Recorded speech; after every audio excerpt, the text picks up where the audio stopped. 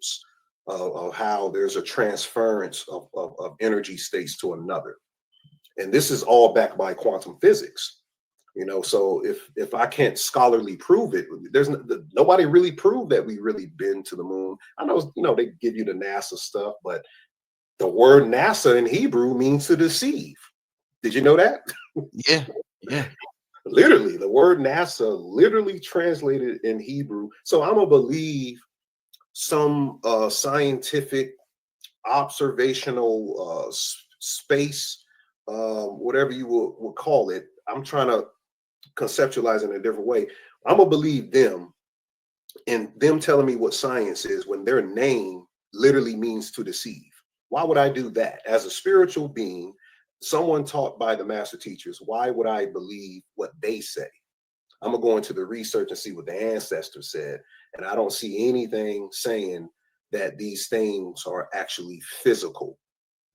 I see esoteric literature, which means there's deeper meanings, but we somehow like to make things physical because it makes us feel better and it makes us get a handle on things. And that's what we adapted a lot in Eurocentric centric thought span of looking at it. So from a scholarly, esoteric, and historical lens, the myth of what we're speaking about today, the Argonauts, it offers rich symbolic framework of how to interpret how our ethnogenesis happened in the formation of indigenous Black Americans as spiritually and genetically syncretic people. That's what we are.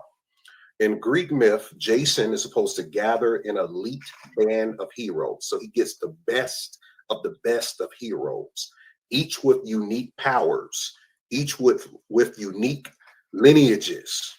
They have these powers and these unique lineages and regional affiliations. And he forms together the Argonauts, which is a collective to recover something called the Golden Fleece, which is a symbol of divine kingship, sacred inheritance, and cosmological destiny.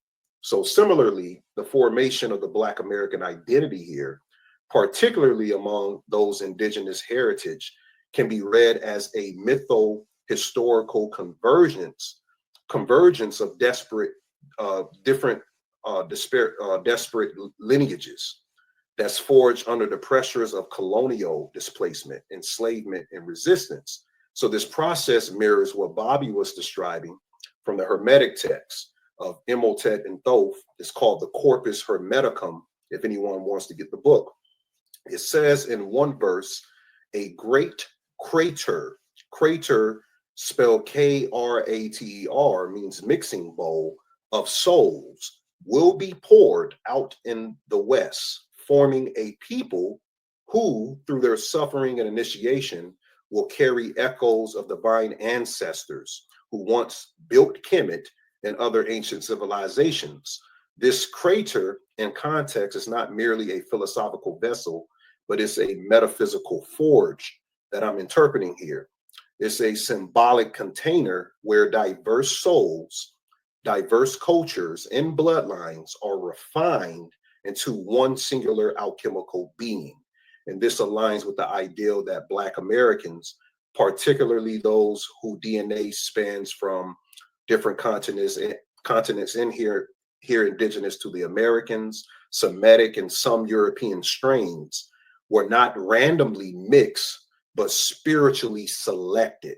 So we were spiritually selected, forming a new iteration of ancient genius rooted in our ancestral memory.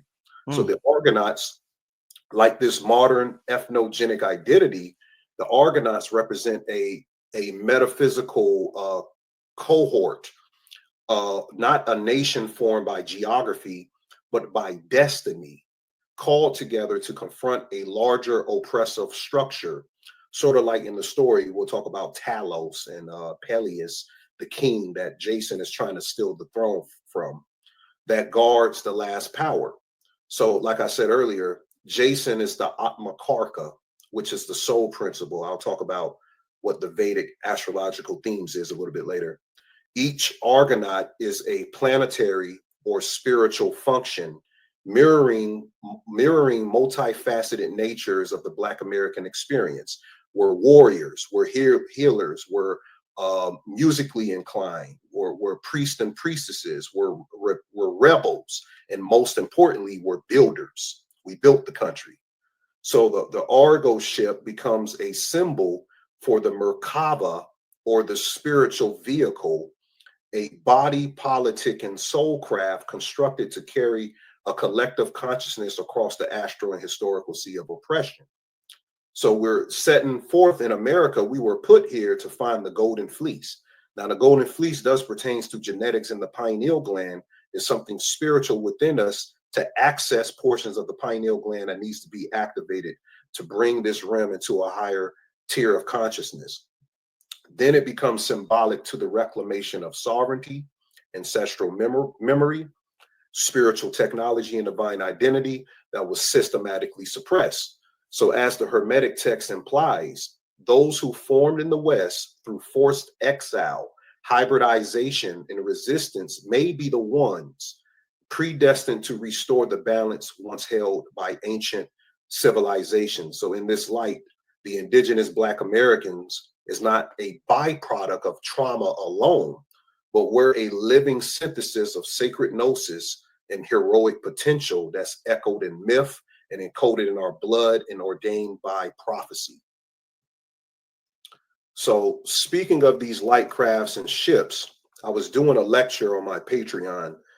Bobby used to say that we have ships. You ever heard Bobby say that, Rich? Speaking about how we have ships, you know, how they say out there. Yeah. Oh, yeah. Oh, yeah. We got ships too. Mm-hmm. You know, I've been doing a little bit more research, and I realized for every dimension, we have a different ship. And it's based on sacred geometry. Yeah. And people who saying this is pseudoscience. I'm glad I came on this platform, because you know, pseudoscience. I'm about to conceptualize that better so we can understand that. May I do that real quick? Yeah, real quick. That's interesting. I forgot the gentleman's name. I think he passed away. It was a white dude. What's the Robert Temple? Say that again? Was it Robert Temple? No, he talks about sacred geometry. He be on Gaia. Damn, do y'all know his name? Brother Sharif mentioned him the other day. But anyway, he talks about how each dimension has a different sound associated with it. So if you're saying each dimension has a Robert Gilbert, thank you, y'all. So if each dimension and each sound is a different sacred geometry, according to cymatics. So it's one and the same with the same thing you're saying. So each one of these symbols that we're looking at right now will produce a different sound. So very interesting. I look forward to seeing this, my brother. Yeah, psychoacoustics. That's why I specialize psychoacoustics and framing something called color breathing. When you do your yoga exercises, you're supposed to be honing in on specific colors, but I don't want to get too in depth and sidetrack from that. But that opens you up to these different types of Merkabas to travel on different layers. They're called aeons in the Gnostic text. But anyways, from a quantum metaphysical perspective, the soul can be likened to a multi-layered energetic vehicle, a light encoded structure that carries consciousness across dimensions, just as the Argo ship carried Jason and the Argonauts across the mythic waters. I said this aligns perfectly, because the thing that brings the warriors together, Brother Rich, is the Argo ship. And this is the ship itself is pertaining to the soul. And these Jason would be literally the solar archetype, your ego, and the other Argonauts would be the different grahas, or the planets that's having an alchemical effect against your ego, just like everyone else through existence are experiencing different placements of their planets and their transits, and we're being affected in different ways. So in quantum field theory, consciousness is not localized, but is entangled with subtle energy fields, with what mystics call it the subtle body or the light body. You heard of that? These bodies shift in form and frequency depending on the dimension or density of reality that one occupies, much like how a ship will change structure depending on the ocean that it must traverse. melanated beings whose biological composition includes high melanin. By the way, the golden fleece, before it becomes the golden fleece, it was called the chrysomelnos. You get the word Christ, it's called chrysomelnos. That's the name of the golden. It's like a golden ram, but it looks like a golden sheep, more like. And he is slayed to become the golden fleece, and it's hung on a tree near a dragon. And the dragon is supposed to be the Kundalini. The tree is supposed to be representative of the Kabbalah, the tree of life, and the fleece is supposed to be representative of the spiritual attainment, the enlightenment from your soul's genetic encoding that you're supposed to obtain in this lifetime. So we're high melanin.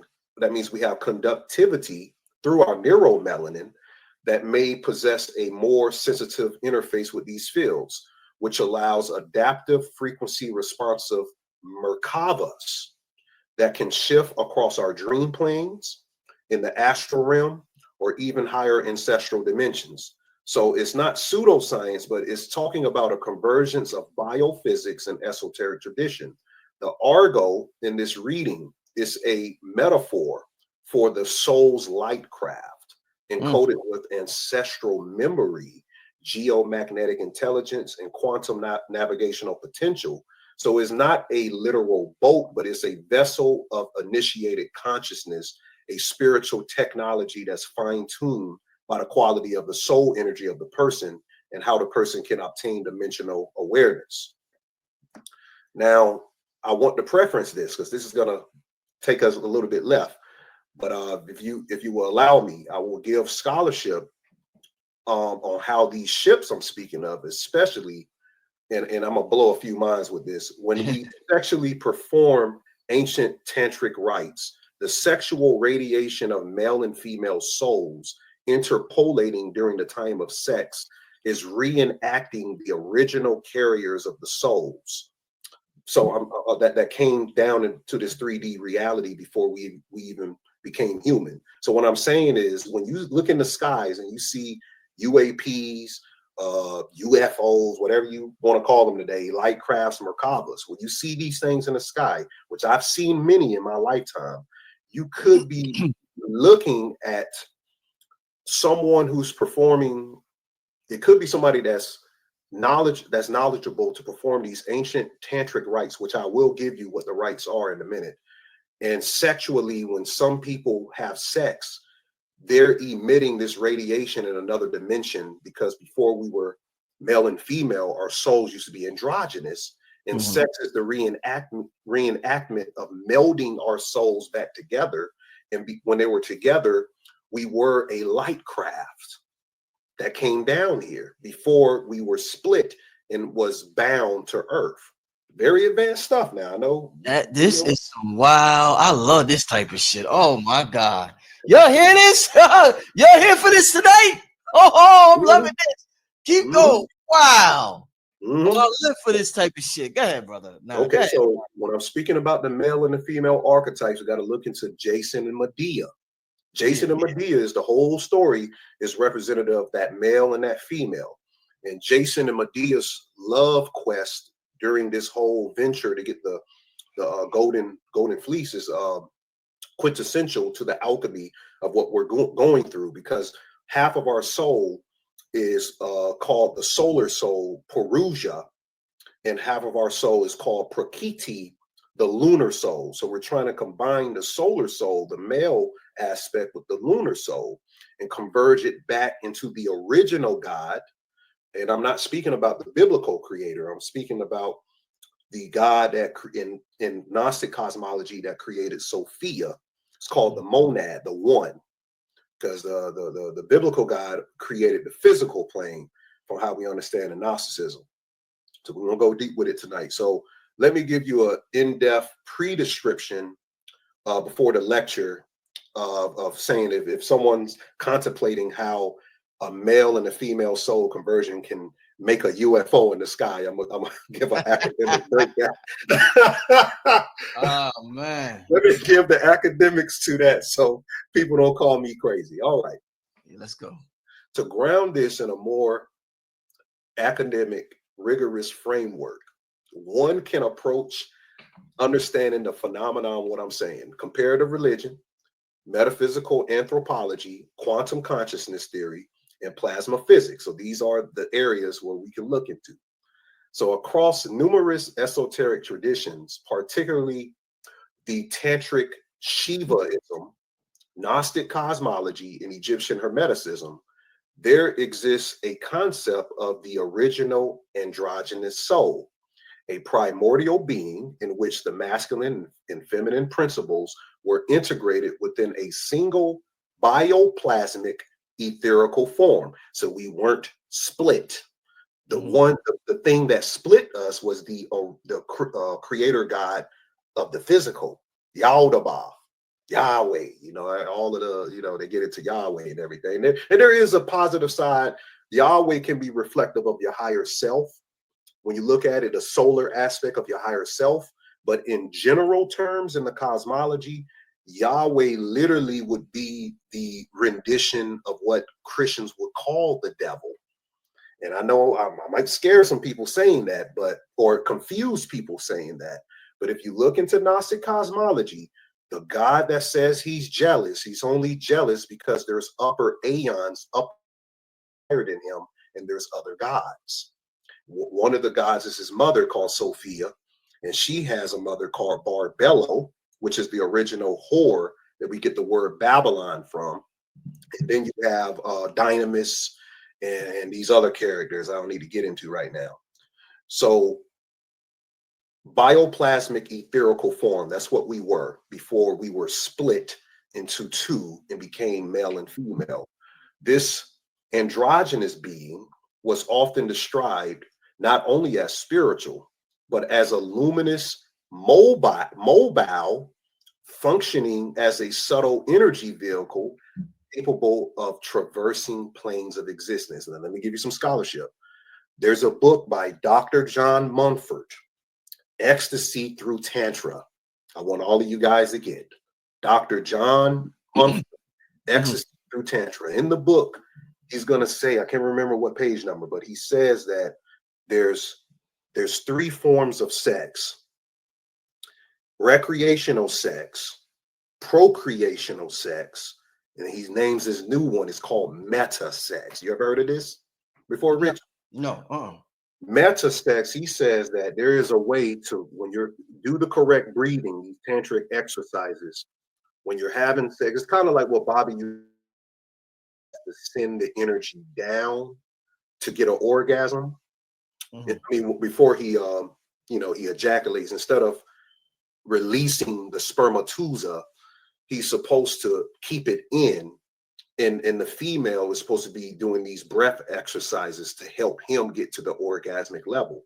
Once the male reaches that orgasmic level, it unlocks this sexual radiation from both of the bodies, the auric field, and both of you will enter into this, he explains it like a rainbow kaleidoscope color realm. And he says at that point, you're in the ship, basically. You're in that original, that ship, the bliss state.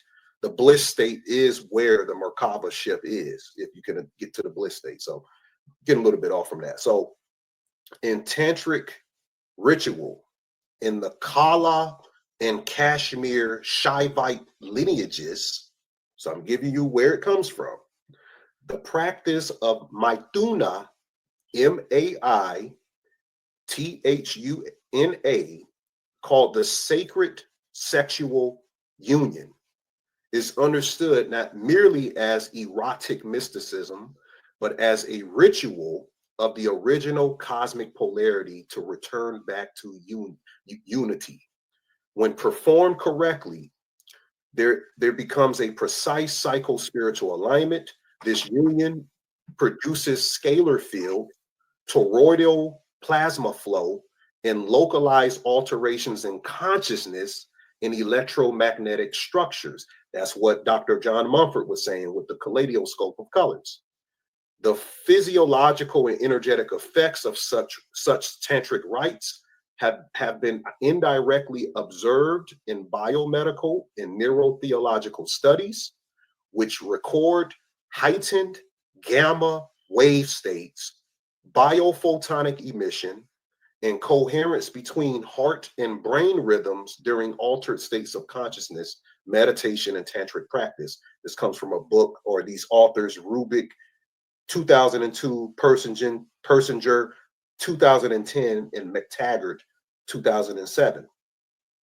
From the vantage point of quantum consciousness theory, this is Hameroff and Penrose's model, it becomes plausible to interpret that these rituals that I'm speaking of as creating, these rituals create a micro environmental condition conducive to quantum entanglement and cross-dimensional coherence. In this context, the UAP phenomenon, often characterized by plasma fields, erratic motion, non-Newtonian maneuverability, and non-local temporal behavior, could be understood not solely as alien technology, but as externalized manifestations of non-ordinary states of consciousness, particularly those produced through high-intensity tantric syzygies. Look up this word called syzygy.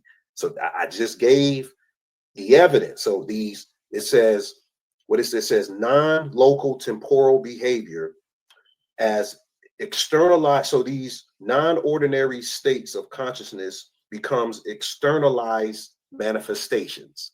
That's the key right there. Those are the UAPs. So this framework suggests that some observed UAPs may be aerial plasma residue or multidimensional shadows of consciousness generated fields, especially those initiated in advanced ritual practices. So these projections, once encoded into quantum vacuum or electromagnetic substrate, it could be visible to human perception as structured light anomalies mistaken for crafts, but in reality functioning as semiotic signatures of higher dimensional interactions. So the Hermetic text, Asclepius, for instance, he refers to a time holes go through this process. They call it the aeonic vehicle of consciousness. Rather than classifying such interpretations as pseudoscience, we could accurately place them in a evolving discourse of conscious studies, non-local physics, and phenomenology of sacred ritual. That means fields increasingly open to transdisciplinary models that transcend reductionist materialism. So that means what I just told you, based on certain interactions with your woman or your man, on the right day astrologically, or if you know these Shaivite tantric rituals of the original cosmic union of Tantra, what sex was supposed to be, you might externalize a light craft in the sky. Damn. Now, if you have anything to ask or speak on, I'll continue. If not. Man, I don't know. I can't, man. Listen, have y'all ever heard something that like, wow? You know, sometimes, family, you know how sometimes you just hear the same thing over and over and over again. Then it comes a time where you hear some information that's like, it really just gets you thinking. This is one of them times where this is some information that just really got my mind going. I could come up with like, this right here is going to create 100 questions for the rest of the year from me, just based on what this brother just said. Somebody said I got a question. Yeah, ask it when the brother's done. I'll get to a quick Q&A from the family, but yeah, just put it in the chat and I'll save it, and I'll ask later on. But yeah, let's. I don't want to interrupt your flow, brother. Keep going, my brother. Okay, yeah. If we need to stop for questions, we can. No, go ahead, man. Okay, all right, so let's get back to what we speak of. So the whole purpose of me telling you that is Jason and Medea on the ship. The Argonaut ship is the light craft I'm speaking of. Jason's union with Medea is the whole entire. It becomes the whole entire trip. It's about Jason and Medea. Medea is this powerful witch from forgot what region she's exactly. I'll read it in a second. So Jason is a solar seeker looking for the golden fleece. We just we clarified that Jason, Ja's son, Yah's son, the initiate of the Black Sun, a heroic navigator who leads a soul crew, the Argonauts, aboard the light craft Merkaba, which is called Argo, to retrieve the golden fleece, the symbol of divine inheritance and genetic light codes. So he has to descend, Jason has to descend into chaos through tests, through trials, so he can unify with Medea, which is a archetype of Sophia, so they both can ascend with the stolen light that mirrors the Christos and the Aeon's descent in the redemption narrative. So he fails at the end to honor the feminine wisdom of Medea, committing a spiritual betrayal, and some things end up happening to him I'll get into later. So the mystic Black consciousness, the Ja sun, is not merely the physical sun. We're speaking of the inner sun, as I said, which is called the Atman, the divine core that is veiled by ego and illusion. So the Black sun in esoteric traditions, it radiates from darkness, the womb of pre-creation, which is the melanogenesis.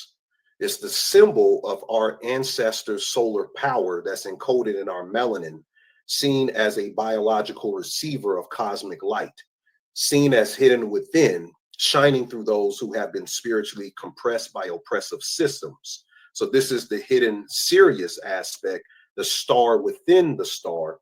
And in Jason's parallel, when he's looking for the golden fleece, it represents Ja's inner light, the Black sun awakening. And the Argo ship is navigating through the etherical waters, guided by the Sirius star Sophis. And the Ja sun is said to rise, not in the east, but in the west is within. And the west means Osiris, and Osiris is within. He's the underworld, which are subconscious. So let's get into the second half. Okay, so we clarify, Jason is the archetype of the Black sun. He's a redeemer. He's trying to sail through chaos, these oceans, not by fate, but to dominate and transcend and radiate through the transcendence. According to Peter Green's book, The Argonautica, came out in 1997. The Argonaut's journey is not simply heroic, but symbolic of interior transformation. The Argo is a microcosm of our soul that navigates the dangers of the unknown, which is the unconscious mind, and the divine, which is the gods, and the fates, which is called Moriah. Peter Green frames that their voyage is a proto-psychological. Wherever they encounter a test is a different inner faculty that we must experience: courage, restraint, trust, desire. One of the fates that becomes an inner faculty that they have to overcome. The Argonauts sail to some parts of Greece or something like that, and they come across these women called the Lemnian women. The Lemnian women represent the trial or temptation of our lusts. So we're confronting our lower passions and the temptation of our passions when he comes across these group of women. It's an island full of women. It's kind of like the story of what's the super Wonder Woman, a whole island of women and things of that. They were cursed by one of the goddesses. I can't remember. I think it was Athena. Athena cursed them to live on that island. So then they set sail from this Lemnian island and they come across the Clashing Rocks, which is this very, very small, narrow slope of rocks, and nobody ever passed through it. But one of the kings told, no, I think Medea told Jason, if you see a white dove in the sky, it's a sign that you will pass through this narrow of these rocks and you will be the first to do it. So they end up passing it, but the Clashing Rocks in a spiritual theme represents in our life facing the threshold or death or dissolution. The Argo must pass through crashing rocks which is impossible unless divine intuition intervenes. So this is a leap of faith that we have in our spiritual intelligence when we're going through things, when we're going through the abyss, like in the Kabbalistic tradition. And Medea, she represents divine love and the elemental forces. Medea is an aide who gives all of the Argonauts a magical protection. Sounds like our mother or our aunt. And the historians on this, they agree that Medea and Jason's marriage is mystical. The masculine hero must ally with a feminine gnosis, which represents something in the Gnostic text. So the quest is a tantric and alchemical journey, and Jason's success is dependent on his capacity to merge his soul with Medea harmoniously. Then they're confronted by Talos, the Crete giant. So Talos is this massive bronze robot-looking machine. So Talos is trying to keep them. He's guarding the island of Crete, and they need to go across Crete to get to Jason's the kingdom he was a part of before his half brother took his throne. Peleus took his throne. So what's stopping them from getting across Crete back to Jason's kingdom and him getting the crown, because he needs to bring the golden fleece back home, this big giant robot Talos come. And this is literally, Brother Rich, the first time we see something of robotics or AI in the ancient world ever. A lot of people don't talk about that. The Talos is like the first thing referenced in mythology to robots and the things of that aspect. So Medea ultimately tells him how to defeat Talos. He had to hit something in his ankle, and it drains something out of him called ichor, divine fluid. Could be comparative to melanin. But the Talos, as an esoteric interpretation, he's called the guardian of the threshold. This is symbol of false guardianship, like the archons in the Gnostic cosmology. So he needs to get through this entity who is a fusion of technology and divinity, a relic of pre-Olympian and Cretan Minoan religious systems. And this represents our resistance to change or our resistance to outside knowledge. So we have to get past these type of things for us to ascend to another level, pretty much. Mm-hmm. Once they get past Talos, so Crete is representative of the ancestral gateway back to the kingdom. Like I said, Crete was between the Argonauts and Jason getting back to get his crown with the golden fleece. Let me tell you a quick synopsis. Only reason Jason went to go get the golden fleece is because his brother took his throne. So the same thing, like somebody stealing your birthright, which happened to us here. And he took the throne, and the half brother of him told him, I will let you get the throne back if you do this impossible task, which is retrieve this golden fleece. But little did his half brother know that Jason was going to gather the best warriors from around the world, all of these people with these special abilities. So he completes the task. And now we're speaking about his return home to the kingdom. This is the trial of integration in our life when we go through exile. So the return is more chaotic. Our Argonauts nearly die of thirst once they get past Crete. They're confronted by hostile spirits. Authors say that this represents shadow work in our life. Following spiritual illumination, our soul must integrate back into parts of itself, including the failures, the betrayals, the losses. So Jason's betrayal of Medea later signifies the failure to honor the Sophia within, which is the common theme of Gnostic cosmology. So summarizing all of the details, the sea that the Argonauts set sail upon represents our descent into matter. The journey represents the testing of our inner faculties, lust, fear, pride, forgetfulness. The sacred union of masculine and femininity is representative by Jason and Medea. And the ascent to our divine inheritance is through the recovering of the golden fleece, which is the divine spark within us, and the integration of our shadow is how we return to our rulership over our reality. Now, the themes of Jason serving as a acronym. You hear Bobby said this. Jason represents a chronological cipher: July, August, September, October, November. Do you know that these months are when a sacred gateway opens up to Sirius? Did you ever know that, Brother Rich? Through our Yeah, consciousness. Okay. yeah. It's Bobby, called, yeah, okay. it's called the Sirius Rising, which opens a stargate to ancestral downloads. Mhm. So Jason is a initiate. You are Jason. We are Jason. We are an avatar of divine will, born of royal lineage, forgotten, separated from our throne. The journey of our life, it mirrors the fall of our soul from the pleroma and its path back into divine sovereignty. So Jason is not alone. He's just the head of the Argo, the soul vessel manned by spiritual functions.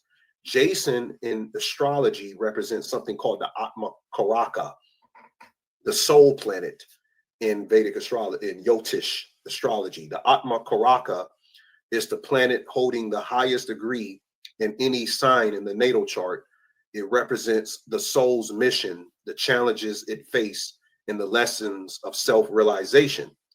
So Jason symbolizes our Atma Karaka. My Atma Karaka is Rahu, Rich.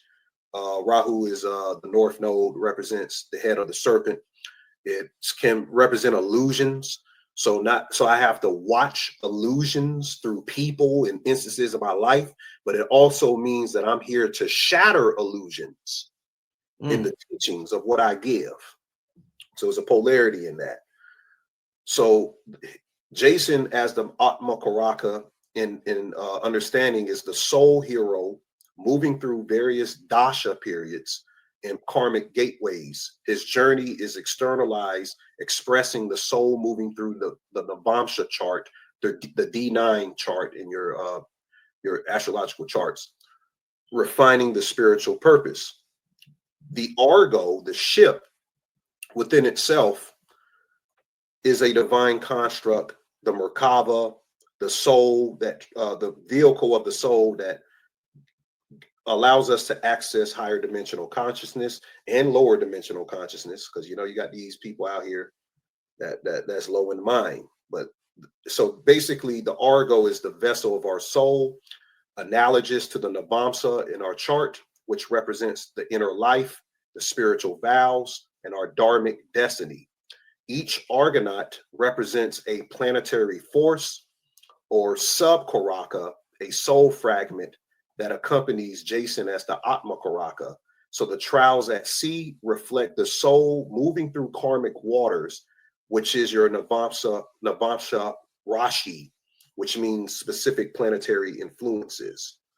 So Orpheus, you'll see he represents the frequency, the Nada Yoga, sonic gnosis. Without Orpheus, they would have got lost when they came across the sirens when they were on the ship. Then you got Heracles, or Heracles. I think they call it Heracles. Same thing as Hercules. It's just another word. I don't know why they say. I think it's Roman.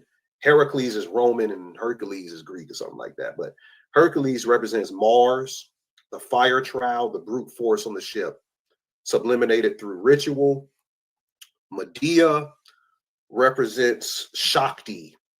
She's the witch queen. Sophia, Kundalini, secret wisdom. Then you have the twins, Castor and Pollux, represents Gemini, the syzygy, the dual forces harmonize. And Argus, the ship within itself, as we talked about earlier, represents the Ajna chakra, the divine architect of all of the etherical blueprints. So each of the Argonauts in Jason's mythos are understood as planetary emanations of grahas, symbolic forces operating within the soul's light body. So from a Vedic perspective, these figures are not merely heroic companions, but they're facets of the Atman's journey, each representing a distinct dasha, a chakra gate, a nakshatra intelligence within the unfolding of the karmic matrix. By the way, nakshatras are 27 star groups that the moon passes through in your astrology charts, called sidereal astrology, each showing a part of your nature in your life path. The dashas are the time periods ruled by the planets that shape what happens in your life during certain years. The Atma Karaka is the planet that holds your soul's main lesson. The Navamsha chart that I explained is a deeper chart that shows your inner growth and spiritual purpose over time. By the way, I do Vedic astrological readings. If anyone's inquiring, we get deep into that on Patreon as well. So in essence, the Argonauts are not Jason's helpers. They are his grahas, his internal planetary embodiments, riding aboard the divine soul ship that charts a course back to wholeness in golden gnosis. So each trial that Jason will face will be a alchemical initiatory gateway of us experiencing how to reach higher consciousness. So going back to Orpheus, he represents Shatabisha Nakshatra in Purva Rajapada. He's a tone sonic generator. That means he's comparable to Saturn as a mystic. His music is a mantra that keeps our soul, or music within itself. He represents music within itself, but it keeps our soul aligned across the chaos of the astral sea. So by you chanting a mantra, everyone, that's what keeps your soul at bay when you're going into trance and trying to reach higher consciousness in your spiritual work. Here, Heracles, which is Mars, Kritika, and Borani, he's ready to burn karma. So that in your chart is speaking to burning karma and birth transformation through action. His presence represents the Manipur chakra's fire trial, where the ego must be tempered so we can acquire dharmic strength within us. Castor and Pollux, the divine twins, the duality of Gemini, represents mind and spirit, left and right brain, each ruled through Adra and Marigashira, which reflects the soul's need to integrate polarities and higher symmetry. Medea represents the true power behind the quest, the Kundalini Shakti herself, manifested through the nakshatras Ashlesha and Jayeshja and Mula nakshatra. She carries the serpent wisdom of Tantra, the occult power of feminine sovereignty, and the ruthless ability to cut through illusion like K2 scythe. And to sum it up, each Argonaut reflects a graha or dasha period in Jason's soul journey, in your soul journey, and their combined effort symbolizes the inner console of forces that the Atman must harmonize. Their voyage across the astral waters mirrors the soul's transit through planetary configurations, and the entire myth can be read as a Mahadasha sequence, the unfolding of Yotish parables of the soul's ascent through fire, water, wind, and ether. And I have a little bit more, but I guess we can get it up in there. You want to open up for questions, or? Oh, I had it on mute. My fault. Yeah. I mean, wow. Yeah, we could definitely. I guess I got a couple of questions because I know you can't stay too long tonight. What time's it? 9:23. Couple of questions for you, my brother. Couple of questions for you, Annie. All right, let me ask you this. Let's do some. because I like where you took this, and I like just to think wild thoughts, not wild in a bad sense, but thoughts that expand your perception and thoughts the average person, whether they call themselves conscious or not, one thing. So I appreciate this slide presentation and what you brought to the channel tonight. And I advise everybody to definitely get a reading from the brother. The brother's a sharp researcher. So yeah, shout out to you with that, my brother. Definitely a gift. Appreciate that. Okay, let me ask you this, brother. Hold on. When you look in the mirror, say brother Ani or brother Rich is looking in the mirror. Is the mirror reflecting you, or are you reflecting the mirror? When you look in the mirror, the mirror's reflecting, you would say. I would say that you are reflecting the mirror, because without you, does the mirror even exist? Okay. Because you, if we're pertaining in the physical sense, we're not really physical. We're spiritual, experiencing the physical, but through the spiritual, the physical is a medium to experience the mirror. So you are in the inside of you and not on the outside, and the mirror is on the outside and you're experiencing it from the inside. All right. So the reason why I asked that is I want to analyze this axiom, as above, so below. Now it's longer, but for the most part, people usually just say that part: as above, so below, as above, so below, as above. You hear people say it all the time: as above, so below, as above, so below. I want to ask you, do you think? Because sometimes I wonder, and I'll ask you that mirror thing, because people might give different answers. Sometimes I wonder, is it a mistranslation, and should it really be as below, so above? Why do I say that? I knew you were gonna say that. I thought this. It seems like it's a mistranslation. I'm gonna tell you why. Go ahead. I'm gonna tell you why. To me personally, at least. I know why. When you get into this realm and you talked about the whole sex thing, it made me think about it. How that what we see is sexual radiation. I'm like, that sounds like as below, so above. I think that we get in a habit when we hear as above, so below, we analyze the skies, whether it's astrology, whether it's numerology, whether it's cardiology or these sciences, and we think these sciences control us instead of thinking we control these sciences. And the reason why we think these sciences create or control us is because we're looking at the universe as being more expansive than our universe. Then maybe our universe is more expansive and bigger than what we could see in the outer universe.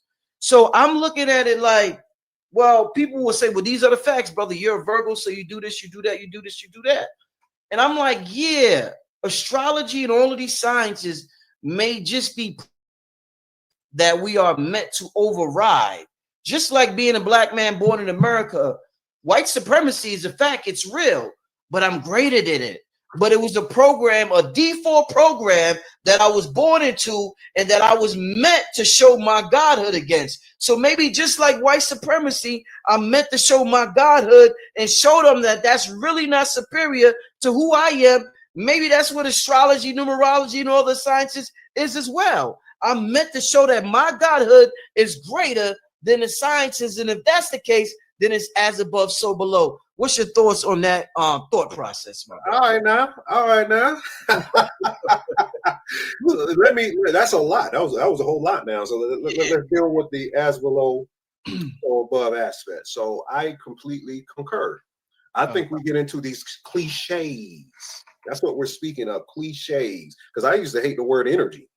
We use the energy so much. I started using effervescence. I started using other words, but it's explaining things and aspects to us in ways that we're not used to. We get too comfortable with these things. So saying as above, so below, we're getting comfortable, and we're not trying to pierce the veil and go deeper. The deeper aspect is what you're saying is really there's two type of karmas. Karma really means action. Right. That's all it means. Sanchita karma, and it's like parashada karma. That's like the karma like going on right now. naming these two. So Sanchita is like from your past life. Like people don't really believe in reincarnation, but we're spiritual people. We understand that some of us, we've been around these things before. Some of us are new souls. They ain't never been here before. And this other karma, based on the actions you made in your last life, is how when you come into the world, or how your face looks, how you're going to look according to the planets. Because astrology can explain why your nose, why our lips, why all of this looks like that. You can really literally explain that, and it's based on actions that took place in the past life. Now you're back to correct or to descend further into being in this wheel, what you call it, the Samkara wheel. We're still going around the wheel, you know. So yes, one thing I will preference: the underworld, or the metaphysics of what you're saying, what's below, is really inward. And even inward is really a shallow word. It's dimensional. Everything is dimensional, inward dimensional of reality. So nothing is really above or below, because this is a damn simulation anyway. So, I'm just saying, if we're going to call it a simulation, we got to call it all a simulation. You want to get down into it. But when you say white supremacy, Bobby used to say, he used to give a lot of stories of this. The white supremacists, not white people, but white people who feel like they're superior through the system that they created. These particular people who are in cahoots with the elite, who are literally running this world, who are in cahoots with even darker, more entities I can get into, like Sabatine and Frankist. These people are doing a job to bring the God out of us. But what if I told you that they were placed here through certain actions that their ancestors did in past lives, and we were placed here through actions our ancestors put in past lives, and everything that's at the top must come back down to the bottom in physics. So the reason why we're here today dealing with white supremacy is necessary, because we needed something. We created a narrative, and it's our story, by the way. Everything runs through our subconscious. There's a book by Robert Shapiro, ETs. It's called ETs, Space Races, and something else. In the book, he says, my white people, if you see a dark-skinned person today, thank them. Because without their subconscious, we would not exist. Robert Shapiro. Get the book's called ETs or something like that. And I'm not trying to, because they try to get into a black supremacy or something. This is something that goes way deeper in physics than what you can understand, because they know what melanin is, and they understand that melanin is this blueprint thing. Even when you're born, without melanin, melanin draws the neurotactics of your whole entire nervous system before you even come and become a fetus. It's like a pen. It's a spiritual pen that draws you. That was in Richard King's book. KT told me that. You're right. Yeah, KT told me about that. That's okay. deep. I knew KT would know. Yeah. It literally draws your body like a pen. It drew so they know this thing. So basically, they're here to do a job to force us to become gods. So of course we got to deal with the bullshit, and I'm not trying to take away, you know, what people have faced in white supremacy. What I'm trying to do is provide a different perspective of how you can evolve your consciousness and realize what it's here for. It's necessary for it to be here so we can become something that we've never become. So I don't really I explain and show people how racism blatantly in America keeps us locked out of economic wealth in our community. But I'll also show spiritually how these occurrences sometimes are necessary for us to find a new drive within ourselves to create opportunities that we didn't even know that we have. We got a brother right now, a brother named Julian Brown. He's turning plastic into energy. I seen it. You posted it, right? I think you Mm-hmm. posted. Yeah, I posted another brother.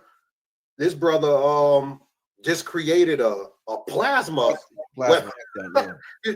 Created a plasma. DARPA might be knocking on, but these things, like, that's $1 billion industry that these brothers just created. Now, this is from us being under white supremacy. You know, pressure in melanin makes diamonds. When you put oil under the ground over millions of years, when the ground compresses oil, that's what forms diamonds. A lot of people don't know where diamonds comes from crude oil, melanin, carbon. So the more pressure that we're under in this country or across the world, the whole diaspora, but this country is like the main battlefield, so to speak. The more pressure that we're put under, some of us are going to create on levels that's beyond perception of what these people can fathom. And you're seeing it now with them brothers. They're basically techno alchemists, you know. Wow. Let me ask you this. Like I said, that section you dropped on section UFOs being a remnant of sexual radiation that we create when we get together and perform some tantra sexually. That was like, wow, that was deep. And I thought immediately, if that could create a beautiful mothership that we may see in the sky, do you think something like, let's say like us watching porn and somebody masturbating to porn, do you think that can create a radiation like a demon or evil entity that somebody might see? This incomplete entity, this aborted entity that somebody might see and be like, what the hell is that thing? Can that be a reflection of somebody engaging in lower sexual activities? Definitely. They're called, there's a book on it. What's it called? Every time you have sex or you ejaculate or women orgasm without means of procreation recreationally, you create these spirit kids. And these spirit kids are pretty much these residue shadow of plasma. Now, I'm not sure if it becomes externalized visually. I have to look into the physics of it. If that could happen, I'm not saying that it couldn't happen, but because it specifically said that it needs the radiation of the man and the woman. So I'm not sure if masturbation can make that happen. It needs to be Shiva, the phallus, or the linga, and Shakti, the vulva coming together, the yoni, to generate this. I'm not sure, but I will say it leaves behind residue, and the residue of these spirit kids stick around the parameter of your auric field.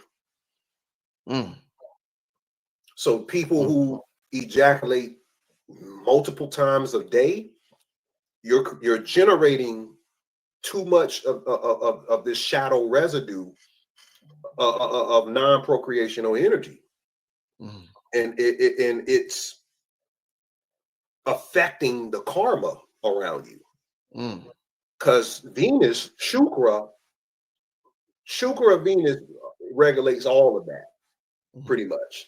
So we would have to look into one, if someone came to me with that, if they had a problem with masturbation, I would have to look in their chart to see what placements they have in their houses that's making them overly sexual, where they can't wait till they go get another person and do it, the proper way. And even if you got another person, if you out here overdoing it with these people, because the exchange of energy is very critical. Who you exchange your energy with affects your karma. want you guys to understand this. Yeah, So all of the new divine uh-oh. holes. Uh-oh. The divine holes. Hey, Uh-oh. hey, Bobby said that's the best best you can get now. Bobby said, hey, you go get one of these sisters that used to be holes that don't stick up and be conscious. Well, you really cooking with gas. Oh, man. I would encourage people to find a person, but the content creators now with this thing, realize if you're having a lot of bodies in an exchange of these fluids, there's a lot that's going to affect your destiny and your path. I think that's very vital that a lot of brothers don't take into consideration. And when you see brothers who are successful and have peace of mind, there's a definite pattern going on there. And I think we need to examine those patterns and see that these brothers live a very disciplined lifestyle. So I think that's something that we definitely need to pay attention to. You mentioned the electric universe. I think you referenced the electric universe earlier. I,